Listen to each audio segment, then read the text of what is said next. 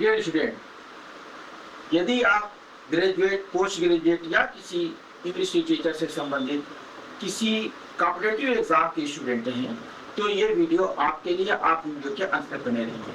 इसमें देखिए, जो बहुत ज़्यादा पूछे जाने वाले, एग्जाम में बहुत ज़्यादा पूछे जाने वाले ऑथर्स हैं, पोएट्स हैं, उनके बारे में बात कर रहा था। और इसमें मैंने एक फेज में 4 पोएट्स को मैंने बता दिया था, जॉन मिल्टन तक बता दिया था। और उनका जो ये था, the foundation and the early marchers में आपने जॉफरी चार्सर को पढ़ा था, विलियम शेक्सपियर को पढ़ा था, जॉन मिल्टन को पढ़ा था। इसी 4 पोएट्स को मैंने पढ़ाए थे। उससे पहले जॉन मिल्टन से पहले आपने पढ़ा था क्रिस्टोफर मार्लोव को पढ़ा था। तो ये 4 बहुत ही महत्वपूर्ण उस अर्ली फेज के जो राइटर्स हैं, उनको हमने पढ़ा था।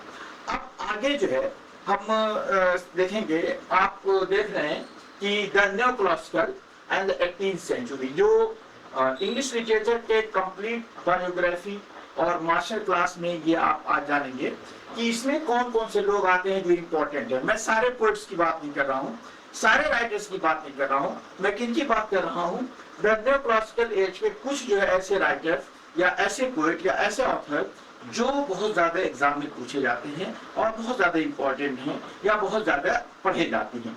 तो इसमें आज जो है हम देखते हैं, इसका इंट्रोडक्शन सबसे पहले देख लीजिए। इस एज का इंट्रोडक्शन क्या है कि न्यू क्लासिकल और 18वीं शताब्दी का साहित्य जो है तर्क व्यवस्था और स्पष्टता पर आधारित था, मतलब क्लियरिटी पे आधारित था, बेस्ड था। जो ये था 18th सेंचुरी की, इसपे आदमी तर्क और दलीलें देने लगा था, तार्किक बुद्धि का प्रयोग करने लगा था।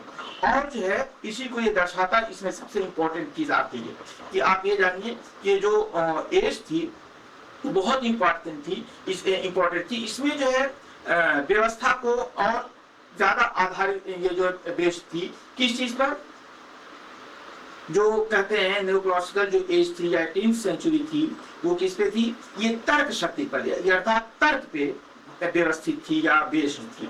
इस बात को जानिएगा। इसमें अगर हम बात करते हैं कि इसमें कौन कौन इंपॉर्टेंट हैं, तो इसमें अलेक्जेंडर पोप, जॉन ड्राइडन जैसे लेखकों ने व्यंग और नियमों पर आधारित लेखन को बढ़ावा दिया था। ये 2 बातें जान लीजिए कि अलेक्जेंडर पोप और जॉन ड्राइडन ने जो थे वो व्यंग और नियमों पर आधारित लेखन को, अर्थात जो कृति को या अपने लिटरेचर को आगे बढ़ाया था। आइए इस कड़ी में जिनको हम आज सीखेंगे वो है जॉन ड्राइडन, जो 1631 से 1700 ईस्वी तक थे। देखिए, सबसे पहली बात यह है कि ये मैं हिंदी में बता रहा हूं ताकि आपको जो है आसानी से समझ में आ जाए। अगर आपको ये टॉपिक इंग्लिश में चाहिए तो आप जो कमेंट कीजिएगा, मैं इसे इंग्लिश में आपको दे दूंगा। कोई ऐसी बात नहीं है, इंग्लिश में भी वीडियो अवेलेबल है। इसमें देखिए इंट्रोडक्शन सबसे पहले देखते हैं। रेस्टोरेशन पीरियड के सबसे बड़े लेखक, इस पूरे युग को ही एज ऑफ ड्राइडन कहा जाता है। अर्थात जो जॉन ड्राइडन थे, ये रेस्टोरेशन पीरियड के सबसे महत्वपूर्ण राइटर थे और इन्हीं के नाम से इसे रेस्टोरेशन पीरियड ही कहा जाता है। ये इंग्लैंड के पहले आधिकारिक पोएट लॉरेट हैं, राजकवि थे। ये इंग्लैंड के सबसे पहले राजकवि थे इंग्लिश के, और इन्हें 1668 में बनाया गया था।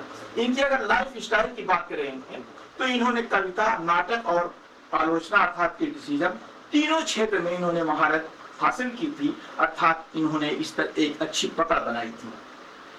इन्होंने हीरोइक कपलेट को अंग्रेजी कविता का मुख्य आधार बनाया था। देखिए, इनकी सबसे इंपॉर्टेंट जो चीज थी वो हीरोइक कपलेट थी। तो इस चीज को देखिए कि हीरोइक कपलेट क्या होती है। इसके लिए मेरा पिछला वीडियो देखिएगा, उसमें आपको हीरोइक कपलेट मिलेगा कि हीरोइक कपलेट कहते किसको नहीं। नेक्स्ट है, इसके जो मेजर वर्क हैं, एप्सिलॉन एंड एग्टोफिल, ये एक राजनीतिक व्यंग है, पॉलिटिकल सटायर है, जिसमें इन्होंने समकालीन राजा चार्ल्स II के दरबार की राजनीति पर बाइबिल के पात्रों के जरिए कटाक्ष किया है। एप्सिलॉन एंड एग्टोफिल आप पढ़िएगा, बहुत शानदार ही जो है ये उनकी कृति है, बहुत शानदार इनकी एक इजाद है। जब आप पढ़ेंगे कि इन्होंने किस तरह राजा के ऊपर जो है इन्होंने क्या कहते था, कटाक्ष कर दिया था। कितना बहादुर आदमी था कि उस दौर के 17वीं शताब्दी के राजा के ऊपर ये कटाक्ष कर देता है, तो इसकी बहादुरी भी इसमें परिलक्षित होती है। इसमें उनकी एक है मैथलेटनो, अपने समकालीन कवि थॉमस शैडवेल पर लिखा गया एक क्रूर और मजाकिया मॉक हीरोइक व्यंग है। ये ध्यान दीजिएगा, नेक्स्ट है an essay of dramatic poesy. ये जो है प्रोज में लिखा गया है और साहित्यिक आलोचना का एक मास्टरपीस है। ध्यान दीजिएगा, an essay of dramatic poesy. Next जो इनका ये है, अगर हम एग्जामिनेशन फैक्ट के बुनियाद पर अगर इसको हम देखते हैं, एग्जाम के आधार पर अगर हम इसको देखना चाहते हैं, तो इसमें क्या आता है, डॉक्टर सैमुअल जॉनसन ने ड्रायडन को फादर ऑफ इंग्लिश क्रिटिसिज्म कहा था और उनके बारे में लिखा है he found English of brick and left it of marble.